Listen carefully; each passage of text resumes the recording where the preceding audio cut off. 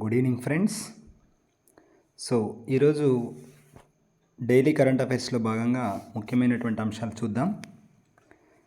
Sri Lanka foreign ministry నుంచి ఒక news ఏంటి అంటే చైనాకు సంబంధించినటువంటి ఒక రీసెర్చ్ షిప్ షియాన్ 6 అనేటువంటి ఒక రీసెర్చ్ షిప్ అనేటువంటిది కొలంబో పోర్టులో అక్కడ ఆగినట్టుగా ఒక సమాచారం. సో గతంలో కూడా మనం చైనాకు సంబంధించినటువంటి ఒక షిప్ అనేటువంటిది శ్రీలంక పోర్టులో కొద్ది రోజులు స్టిల్ చేసి పెట్టారు. సో ఇట్లాంటి విషయాల్ని భారత్ వ్యతిరేకించినప్పటికీ కూడా శ్రీలంక చైనాకు పర్మిషన్ ఇవ్వడం జరిగింది. సో ఇప్పటికైతే భారత్ నుంచి దీనిలో ఎలాంటి స్పందన లేదు. కానీ చైనా నుంచి శ్రీలంక పోర్టు లోపల రెండవసారి ఉన్నటువంటి షిప్ ఏంటి అంటే షియాన్ 6 అనేటువంటి ఒక రీసెర్చ్ షిప్. సో పేరుకు మాత్రం ఆ షిప్ మామూలుగా ఆగినట్టుగానే ఉంది, కానీ చైనా చుట్టూ ఉన్నటువంటి హిందూ మహాసముద్రం ఉన్నటువంటి ఏరియా మొత్తాన్ని కూడా పరిశోధించడం కోసం నిలిపినటువంటి షిప్ ఇది షియాన్ 6. సో అట్లాగే మరొక ఇంపార్టెంట్ న్యూస్ ఏంటి అంటే మలేషియాకి కొత్త రాజు. సో మలేషియా లోపల ఉండేటువంటి 9 రాయల్ ఫ్యామిలీస్ ఉంటాయి. సో ఆ రాయల్ ఫ్యామిలీస్లో నుంచి నెక్స్ట్ రాబోయేటువంటి కింగ్, మలేషియాకి నెక్స్ట్ కింగ్ ఎవరు అంటే సుల్తాన్ ఇబ్రహీం సుల్తాన్ ఇస్కందర్ అనేటువంటి రాజు మలేషియాకి కొత్త రాజు. సో జనవరి 31, 2014 నుంచి ప్రస్తుత రాజు అయినటువంటి కింగ్ సుల్తాన్ అబ్దుల్లా నుంచి ఇతడు బాధ్యతలు స్వీకరిస్తాడు. సో మలేషియాకు కాబోయేటువంటి కొత్త రాజు సుల్తాన్ ఇబ్రహీం సుల్తాన్ ఇస్కందర్. సో నెక్స్ట్ అత్యంత ముఖ్యమైనటువంటి న్యూస్ ఒకటి ఈరోజు ఉన్నటువంటిది ఏంటి అంటే ఖతార్ దేశానికి సంబంధించినటువంటి ఒక వార్త ఈరోజు వార్తల్లో ఉంది. ఏంటి అంటే భారతదేశానికి చెందినటువంటి 8 మంది నేవీ రిటైర్డ్ ఆఫీసర్స్ ఖతార్ లోపల పనిచేస్తున్నారు.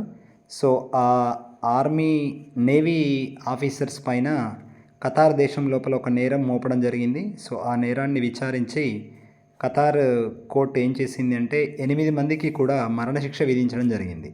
సో ఈ డెత్ సెంటెన్స్ అనేటువంటిది ఖతార్ దేశం విధించినటువంటిది. సో 8 మంది నేవీ రిటైర్డ్ ఆఫీసర్స్కి మరణశిక్ష విధించినటువంటి దేశం ఏంటి అంటే ఖతార్. ఇదొకటి చాలా ఇంపార్టెంట్. సో వీళ్ళని కాపాడడం కోసం ఎక్స్టర్నల్ అఫైర్స్ మినిస్ట్రీ అనేటువంటిది భారతదేశం తరపున చేసే ప్రయత్నాలన్నీ ఇప్పటికే ప్రారంభించింది. సో ఇదొకటి ఈరోజు చాలా ఇంపార్టెంట్ అంశం. So New Delhi expresses deep shock at the death sentence for these 8 Indian retired navy officers. So ఇది ఇంపార్టెంట్ అండి. ఏ దేశం విధించింది అని అడగొచ్చు. సో ఖతార్ మనందరికీ తెలుసు. ఖతార్ దేశం యొక్క రాజధాని దోహా. ఖతార్లో ఇంకొక ఇంపార్టెంట్ ఏంటంటే మనం డిసెంబర్ 2022లో మనకు ఖతార్ లోపల ఏం జరిగింది అంటే సాకర్ ఫుట్బాల్ కూడా జరిగింది. సో డిసెంబర్ 18న ఫైనల్ కూడా మనం అందరం చూడడం జరిగింది. సో నెక్స్ట్ ఇంపార్టెంట్ ఏంటి అంటే మనం ఈ ఫోటోలో చూస్తున్నటువంటి వ్యక్తి ఎవరు అంటే తెలంగాణకు చెందినటువంటి ఎన్ ఇంద్రసేనారెడ్డి. సో ఎన్ ఇంద్రసేనారెడ్డి గారు త్రిపుర గవర్నర్గా నియమించడం జరిగింది. సో వీరు ఈరోజు ప్రమాణ స్వీకారం కూడా చేయడం జరిగింది. సో ఇంద్రసేనారెడ్డి గారిని ఏ రాష్ట్రానికి గవర్నర్గా నియమించాలని చెప్పేసి అడుగుతారు. సో వారిని త్రిపుర రాష్ట్రానికి గవర్నర్గా నియమించడం జరిగింది. సో ఇంతేకాకుండా మనకు తెలుగు రాష్ట్రాల నుంచి మరొక 2 గవర్నర్లు కూడా ప్రస్తుతం పనిచేస్తున్నారు. మనందరికీ తెలుసు హర్యానా గవర్నర్గా దత్తాత్రేయ గారు ఉన్నారు, బండారు దత్తాత్రేయ గారు. అట్లాగే మిజోరాం గవర్నర్గా ఎవరు ఉన్నారు అంటే హరిబాబు గారు. సో హరిబాబు గారు ఆంధ్రప్రదేశ్ చెందినటువంటి వ్యక్తి. సో వీరు ముగ్గురు కూడా తెలుగు రాష్ట్రాల నుంచి గవర్నర్లుగా ప్రస్తుతం పనిచేస్తున్నటువంటి వాళ్ళు. నెక్స్ట్ ఇంకొకటి ఏంటి అంటే మనకు అమిత్ షా గారు ఈరోజు హైదరాబాద్ లోపల 75వ బ్యాచ్ ఐపీఎస్ శిక్షణ పూర్తి చేసుకున్నటువంటి ట్రైనీస్ పరేడ్ లోపల పాల్గొన్నారు. సో ప్రొబేషనరీస్ పూర్తి చేసుకున్నటువంటిది. ఈ అంశంలో మనకు వచ్చేటువంటి ప్రశ్న ఏంటి అంటే Sardar Vallabhbhai Patel National Police Academy ఎక్కడుందని చెప్పేసి గతంలో చాలాసార్లు వచ్చింది ప్రశ్న. So Sardar Vallabhbhai Patel National Police Academy ఎక్కడ ఉంది అంటే హైదరాబాద్లో ఉంది. సో ఇంకొకటి ఏంటి అంటే ఐపీఎస్కి సంబంధించినటువంటిది ఏమో సర్దార్ వల్లభాయ్ పటేల్ పోలీస్ అకాడమీ. అట్లాగే ఐఏఎస్ ఆఫీసర్కి సంబంధించినటువంటి శిక్షణ ఇచ్చేటువంటి కేంద్రం ఎక్కడ ఉంటుంది అంటే లాల్ బహదూర్ శాస్త్రి అడ్మినిస్ట్రేటివ్ ఇన్స్టిట్యూట్ ఎక్కడ అంటే ముస్సోరీలో ఉంటుంది. సో ఇవి రెండు మనకు చాలా చాలా ఇంపార్టెంట్. సో అట్లాగే ఇంకొక ముఖ్యమైనటువంటి అంశం ఈరోజు వార్తలలో ఏంటి అంటే ఇండియన్ ఆర్మీ 76వ శౌర్య దివస్ని జరుపుకుంటుంది. 76వ శౌర్య దివస్. ఈ శౌర్య దివస్ ఎందుకు జరుపుకుంటుంది అంటే 1947 లోపల భారత్ ఆర్మీ జమ్మూ కాశ్మీర్ని చేరుకున్నటువంటి రోజు అన్నమాట. ఇది అక్టోబర్ 27, 1947 లోపల దీన్నే జమ్మూ కాశ్మీర్ యాక్సెషన్ డే అంటారు, లేదా the arrival of army in Jammu Kashmir day అంటారు. సో ఈ రోజే మహారాజా హరిసింగ్కి అట్లాగే మన ఆర్మీకి మధ్య లోపల ఒప్పందం కుదిరింది. సో ఆర్మీ జమ్మూ కాశ్మీర్ లోపలికి ఎంటర్ అయ్యింది. సో పాకిస్తాన్ వాళ్ళు అక్కడక్కడ ఇక్కడ ఆక్రమించుకున్నటువంటి ప్రాంతాల నుంచి పాకిస్తాన్ ఆర్మీని తరిమివేయడం జరిగింది. సో 76వ శౌర్య దివస్ అక్టోబర్ 27వ తారీఖున జరుపుకుంటారు.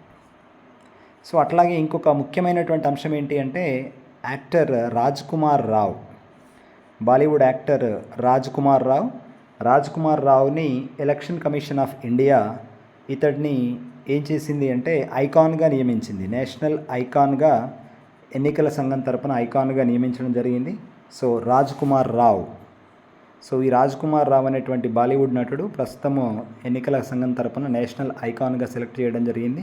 సో ఇంతకు ముందే ఇదే సంవత్సరం లోపల మనకు పంకజ్ త్రిపాఠి అనేటువంటి ఒక యాక్టర్ని కూడా నేషనల్ ఐకాన్గా సెలెక్ట్ చేయడం జరిగింది. అట్లాగే సచిన్ టెండూల్కర్ని కూడా ఎలక్షన్ కమిషన్ నేషనల్ ఐకాన్గా సెలెక్ట్ చేయడం జరిగింది. సో గతంలో చూసినట్లయితే 2019 లోక్సభ ఎన్నికల సమయం లోపల మహేంద్ర సింగ్ ధోనీని అట్లాగే అమీర్ ఖాన్ని, మేరీ కోమ్ని గతంలో ఎన్నికల లోపల నేషనల్ ఐకాన్గా సెలెక్ట్ చేయడం జరిగింది. ఇటీవల ఎవరిని సెలెక్ట్ చేసింది అన్నప్పుడు మనం ధోని కానీ, అమీర్ ఖాన్ కానీ, మేరీ కోమ్ కానీ సెలెక్ట్ చేసినట్టుగా పెట్టొద్దు. సో రాజ్ కుమార్ రావు అయితే వెరీ రీసెంట్గా సెలెక్ట్ చేయడం జరిగింది. సో నిన్ననే 26 తారీఖున ఇతన్ని సెలెక్ట్ చేయడం జరిగింది. సో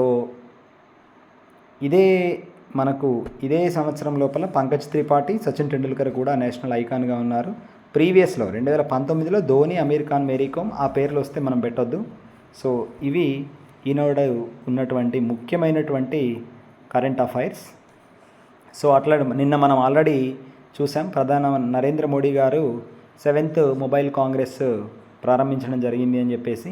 సో అదొక ముఖ్యమైనటువంటి అంశం కూడా ఈరోజు వార్తలలో ఉన్నటువంటి అంశం. సో అట్లాగే స్కో మీటింగ్ లోపల, షాంఘై కోఆపరేషన్ ఆర్గనైజేషన్ మీటింగ్ లోపల జయశంకర్ గారు కిర్గిజ్ రిపబ్లిక్ లోపల అటెండ్ అవుతున్నటువంటిది కూడా ఈరోజు వార్తలలో ఉన్నటువంటి అంశమే. సో ఇవి ఈరోజు కరెంట్ అఫైర్స్. సో నా కరెంట్ అఫైర్స్ మీకు నచ్చినట్లయితే నా ఛానల్ని సబ్స్క్రైబ్ చేయండి. సో మీకు తెలిసినటువంటి ఎవరైనా పోటీ పరీక్షలకు ప్రిపేర్ అవుతున్నటువంటి వాళ్ళకు ఉంటే సో డైలీ కరెంట్ అఫైర్స్ కోసం ఈ ఛానల్ని వారికి సజెస్ట్ చేస్తారని చెప్పేసి రిక్వెస్ట్ చేస్తున్నా.